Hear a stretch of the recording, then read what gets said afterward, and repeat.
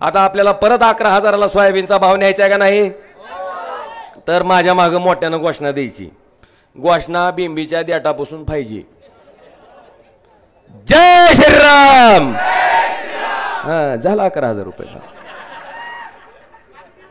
आता बेरोजगार तरुण तरी एक सुद्धा नाही. पांढरप्रिवर एक सुद्धा पोरग दिसत नाही का नाही रे? सगळ्याला लाख लाख रुपयाच्या नोकऱ्या आहेत. मोदी की गॅरंटी 2 करोड नोकऱ्या मिळाल्या का?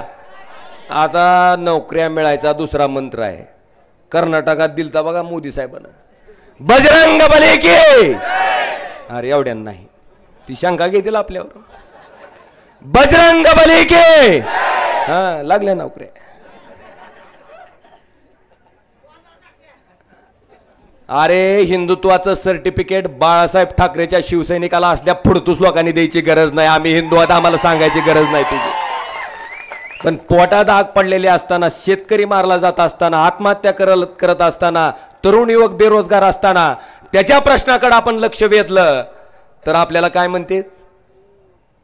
कळलं का नाही गणित? बांधवानो, ह्याच्या बाबतीत आता जागरूक व्हा. विषय असंख्य आहेत, बरेचसे विषय आता या ठिकाणी बोलण्यासारखे आहेत.